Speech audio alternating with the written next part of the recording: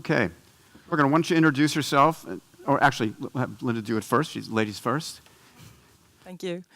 My name is Linda Pimmeshoffer, and I'm working for Microsoft as a business developer, digitizing retail. And my name is Jörgen Andersson. Been spending my whole professional life in retail and currently acting as a strategic and creative advisor for companies in the fashion industry. So since you have the microphone in your hand, my friend, why don't we start with you? And we're talking about retail, so this is pretty open-ended. Just any interesting experiences or things that you're working on that you'd like to share, some insights you'd like to share with the group? I'd like to start with, I think this the whole conference and that the tech, the whole thing with tech meets fashion, I think is the most thrilling things that I've experienced in my professional life for the last, said 10 years. Because I think there's so much that basically big data, tech and computer power could do for us in understanding the consumer and serving the consumer and the customer in a better way. We've been hearing today about, the customer is the channel. Every day, I think we read about kind of that the physical retail is slowly dying. You mentioned it in your introduction speech, which I think is basically happening because the fashion industry or retail industry has been too poor in developing an experience. And today, basically, we can do all the transaction in the mobile telephone or at the desktop or in the iPads. So, why should we have a retail store? If the retail store is only there for transactional reason, I think they should die. I think it goes for all of us to see how we can kind of combine art and science. So one of the projects that I've been fortunate enough to work with is with the H&M Group who was mentioned by Arti from the H&M Group on Karlaplan here in Stockholm, where we basically addressed the store in a completely new way. First, understanding the consumer, looking on the consumer, what was he or she buying online and offline, understanding their behavior, their needs, and based on that kind of merchandise, started to say what kind of merchandise should we basically offer that customer in the store. Very similar to what Spotify and Netflix are doing. I mean, they serve things that are relevant for me. They don't just push out anything, because then they know that I will, click away and I will be somewhere else. But then we also added other stuff into the store. So we added more inspiration. We had less garments because we didn't need so much garments because we picked the right one. We added flowers, we had a coffee shop, etc. What was interesting with this store is that customers were super happy with the experience. They spent much more time in the store. They converted in the store, but even more interesting, they converted much, much more online. So the thing is that I think, and that's my thesis why guys like Amazon or Alibaba or everyone is opening up physical store, and you were also talking about it in your speech, because I think you need both. You just have to understand how to connect them together, and the connection is the customer, just as we previously. It's super interesting how you say that you converted not only in the store, but also you converted online afterwards. That's fascinating. Would anyone else like to speak to the same topic? Yeah, I think this is so interesting, and I think really we need to look at the shopping experience and the shopping, like the way we shop, because we start with inspiration and then we might test. We want some knowledge, and then the store is really it's the perfect place to go. But today, when you go into a store, you cannot find the garment you want to try. It's hard to get answer on your questions. So today the store doesn't really fit into that trip that you are on. So I think also that the store needs to change, but we want the stores. It's the natural way to shop. Anybody else want to talk to that? So one of the things that Michael brought up was kind of leveraging out-of-industry best practices. And there are other industries that are highly, highly successful. Anyone like to address some of those? And Michael, can I put you on the spot to talk about a few of those? Yeah, I mean, do you want this mic? Sure. Mike gets the mic. Yeah, I think I'm most comfortable with academic research because that's kind of my background and how to actually, like, if it's true in that area, business agnostic, then odds are it's probably true in a business scenario. You just have to set up the right test. What I've seen, honestly, out of the auto industry, and the way that they really structure their ads, they've been doing a lot of the same psychographic, but information processing based campaigns for a long time.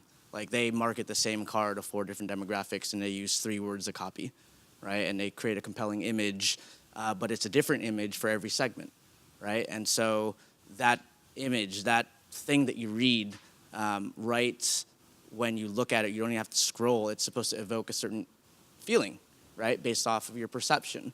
So it's been around as kind of a source of something to leverage. But I think the trick is today is when you're talking about these larger global brands that have a heritage following, perhaps, how do you systematize that? How do you create a way to systematically scale this practice throughout your physical environment and your digital, and to bring it all together? I totally agree in the fact that I'm thinking about creating these experiences. They have to be a destination, right? If they're just there to transact, then they will be no more. Well, let's pick up on that. Both of you mentioned a completely different environment. I saw when Macy's converted an old warehouse inside their store into a restaurant, the attraction. So you showed that Starbucks store. It was like a festival going on inside of there. So I think we have to, just what you were saying, create a completely new environment within the physical stores. Does anyone want to address any of the online things? And you're talking about imagery, Jannis. Maybe we can talk about how can we attract more customers online as well. Anyone want to take a shot at that? No, that's okay. Oh, yeah. Yeah. Can you, yeah. So I think the online, as an e-commerce, the most difficult part is actually when customers have their picked into a shopping cart and they never check out. I think that's something could be avoided offline in a store, because in a store you have emotions involved. You have spent your time there, you have a salesperson next to you, praise you how beautiful you look like in that dress, and in the end you give the credit card. But while online, you could start easily go to another website and start comparing the price. So I think another way of saying how live stream would benefit this is because it's emotional. You have the person talking. You have the person telling you that, oh, we have a special discount just for this 1 hour if you check out, or we have a special limited edition, or if the designers was enthusiastic about the brand. I think that can be avoided or partially has been a tool to be used in this shopping experience. So let's flip that to you, Linda, and Microsoft's charter to make fashion more intelligent. You want to elaborate on that a little bit, and we can get some of the others to feedback. Yeah, and also back to the e-commerce, because we think that the intelligence is really the big value of digitalization at Microsoft. So we think intelligence should be everywhere. And still, when you go to a website and you want to shop, you get like suggestions that, okay, you are looking at this t-shirt. Other people that looked at that also looked at this. This is not personal and it's not intelligent. So, and I think we need, we want something more. I want help. I want help from someone that knows my wardrobe, knows about my kids, which sites they are in, my social, likes. Aren't you a little afraid of the privacy issues of that? Oh, if I get the help to really dress me up in a good way, and also don't get home with, wrong size of the shoes for the kids and stuff that you do all the time. So I think we want that. The modern person have a less time. We want to look beautiful. We have our style. We need to, we have a brand that we want to keep up. So I think we want that help. But today we don't get it. I think one of the big questions here is if we want to have that help in a subtle way or in a very explicit way. And I think that's a decision that each retailer needs to take for themselves. Do we actually ask the consumer about preferences, or do we just, create a subtle environment where you don't notice why you like it, but you're very impressed. Building on that, I think again, connecting back to Spotify or Netflix, I mean, as long as I'm being presented to something that is relevant for me, I don't mind using the data. But if you start to mistreat it and send me, bad suggestion, I will most probably kind of pull it back and say, I don't want you to take care of my data. So I think everything is based on, relevance and then building on the experience. You were mentioning the Disneyland. I think Walt Disney should be the kind of the source of inspiration right now, I think, for people in retail to say, how can you do what Walt Disney did for cartoons and for theme parks? Because I think that is ultimately what's missing in the retail landscape. Sure. Just to kind of also build on that, I mean, I'm speaking a specific segment here where, let's call it high fashion, right? And then Diane is more approachable luxury. But you look into the data and retention is a basic building block, right? So you have 25% of your customers account for 60% of your sales, right? So how do you take that paradigm physically, right, and transfer it online? And so there's multiple developers that are coming up with these clienteling apps, right, to actually speak to what you were talking about. And if you're an in-store customer, right, me as a sales associate who has formed a relationship with you, I can actually follow up with you online, right, and drop items into a personalized fitting room for you, and comments and style tips to create that experience, to recreate those emotions. See, you're too young to remember, but that's the way it used to be when I was a kid. Well, no, it's a reversion. My mother would get a call on the telephone because the sales associate said the new collection's in, and Gilda, this is really something special for you. The main thing to integrate it and to get buy-in from the stores, because it can be very political, right? Like, oh, you're taking my business away. Like, yes, I am doing experiential marketing, but do I actually really care what channel you buy as long as you buy? Like, I'd rather you come into the store once and then transact 9 other times on e-commerce. If that's going to be the path, so be it. I love it. Great. But it's got to be, for an app like that, the associate has to get the credit for the sale, right? Because you have to give them an incentive to actually adopt the technology and really push this omni-channel, this true channel agnostic approach. Super. Well, I'm going, we're a little bit short on time, so I want to just kind of go around. I want to start, let's talk about the future of retail. I think we have aroused a sleeping giant. I think our industry is waking up. I think that I have vision into an enormous amount of technologies that I think are amazing. And I think we're about to see a fundamental change in our industry. I'm super, super positive about it, about the way forward. That's my own personal opinion. How about yourself? Yeah, I completely agree with you. And then plus, talking about customer service. In China, we use WeChat a lot. And all sales associates actually get their customers WeChat. And then so sales associates would tell them... Let's explain what WeChat is so everybody understands. WeChat is like WhatsApp, but a lot better. I mean, it's like a combination of Skype, PayPal, Uber, WhatsApp, and then... And Tinder, all in one? Yeah, all in one, basically. Like, you throw your life there. I pay my electricity bills there. And then also you can buy insurance as well. And then have a very high interest rates. And if you want to save your spare money, and it's about 5%. Okay, Jörgen? I think that, as you said, I think that the whole industry is waking up. And I think that what's one other industry that I think we should kind of learn from is the hospitality business.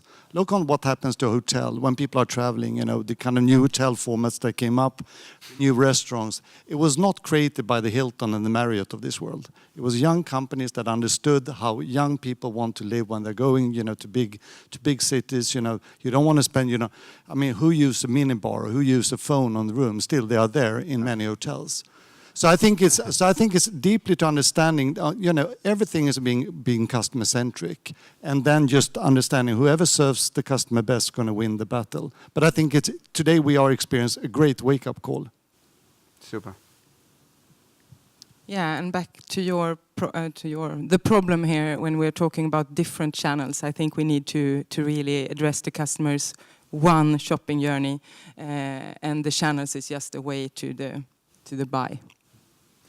So I like to think in industry cycles, life cycles. And I think e-commerce as a subset of retail is approaching maturity. And through that life cycle, we've seen that parts of the value chain have gotten professionalized and automated. I mean, it started with the e-com platform, with payment platforms, with logistics solutions, search engine optimization, etc. And what we got from this session, I think, is that there is a lot now in the experience part, be it visual or video or physical store experience, which seems to be the last, or one of the last parts that now getting very, professional and automated and technologized. Now that's also a trap, because by definition, if we define that as a sub-industry life cycle, the nascency phase is categorized or characterized by a lot of failure as well. And we will see a lot of trial and error and a lot of fancy attempts that will fail and a lot of business going out of businesses. But a few will survive and they will fundamentally change, I think, the consumer experience. Yeah, I'm extremely positive, actually. And any tool, any technology that's developed, AI, AR, VR, whatever it is, throw it on the table. And let's all look at it holistically and figure out what the right balance is. Because if it is a customer-centric starting point, then that will anchor it properly to be able to use things accordingly and not be out of balance, right?